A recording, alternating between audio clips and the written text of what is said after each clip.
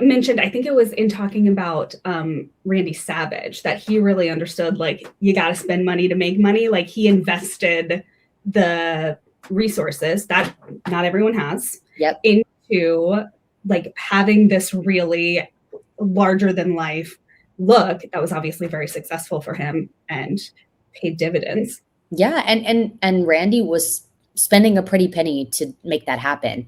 Randy, as the story and the legend, like how it goes, is Randy wasn't necessarily, he didn't have the eye for fashion. Michael Braun is the one that put everything together. So I've had the honor to be able to get pretty close to Michael Braun. Michael Braun connected me to Lynn Poffo, which is Randy's widow, and Jason Mullen that still runs the estate. So we went back and forth several times, and getting to explore Randy's closet and use some of those pieces for my author's photo shoot was, so it was a full surreal moment. But Michael Braun was putting together these works of art for Randy. And he always said what he wanted to do and wanted to make sure was that he was, whatever Randy was wearing, he was popping off the screen. He wanted to look at the commercials. He wanted to watch the commercials. He wanted to see what everybody else would be wearing, and he wanted to compare that. So with Randy, Randy was a step above, and he was a step ahead, should I say. So it was very intentional. And I think Randy just was getting like a package and was like, yep, this is what I'm wearing today. This is how I'm showing up in it. And he was going out there doing his thing, being Randy Savage in the way he was best.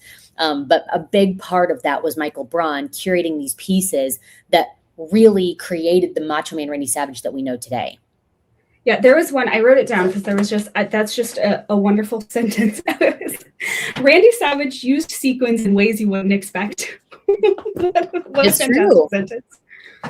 And he was doing the sequined cowboy hats before anyone. Yes.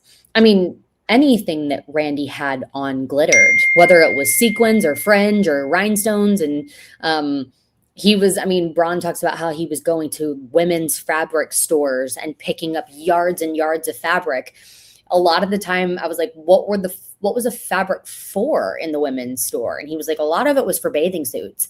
But I was the only man in this fabric store, and I was just sifting through yards of fabric to find the perfect one. And then we would turn it into a jacket, or it would be his tights or his trunks or whatever it was. So there was a lot of time and effort that went into Randy's gear. And now looking back, Randy passed in 2001, but the legacy that he cemented as Macho Man Randy Savage, it still absolutely lives on today. Oh, totally. I think it was Michael Braun that that was working for Jimi Hendrix as well. Yep. Did I read He's that? also working for Jimi Hendrix. So he tells a lot of stories. How I connected to Braun as well was, if you have the time, you should watch he has a small little documentary on Amazon Prime where he goes in and he talks a lot about his time with Randy, but he mentions Jimi and some of the stories with Jimi as well. So I bought the Amazon Prime. I rented it, I should say. I bought the documentary. I dove in deep. It was only like an hour and a half. Started listening and taking notes. And then I messaged him on Facebook. And it took him about 3 months to get back to me, and gave him my phone number when I sent the original message. Michael gave me a phone call and he's like, hey, girl, you don't know who this is, do you? And I'm like, I don't. And he's like, this is Michael Braun. You sent me a message on Facebook. I'd love to chat with you about Randy's gear. Let's get into it. So I'm like, okay. So then my husband and I went to Clearwater area and sat down with Michael Braun for about 2.5 hours and got to see original pieces. There's a picture that lives on my Instagram. I'm wearing an original, authentic bandana of Randy Savage's. Some glasses that were broken, and so Randy didn't want to wear them, and he gave them back to Braun at the time. So that's something he still kept and held on to. But seeing original fabrics, and Braun didn't necessarily use patterns. A lot of seamstresses and seamsters, they use patterns to create these moments, these pieces, these tights, whatever it may be.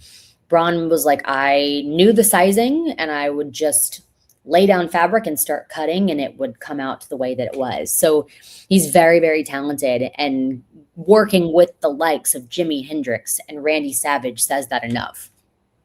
Totally. I mean, I never put it together before, but yeah, designing for being on stage is a very specific skill set that it makes sense that people who have that skill set would be doing a lot of different things. I know I've seen people who wear things in the ring that are like by people who mostly do stuff for drag artists, which is so funny because it's the same art form essentially.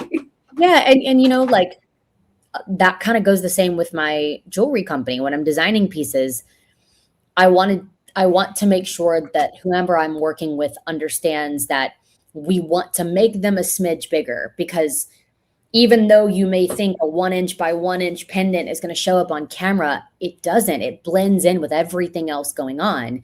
So making these loud statement pieces are important because you want them to pop off the screen. You want them to also tell your story. That's why you're choosing to wear that, whether it's a jacket or it's pants or shoes or a necklace.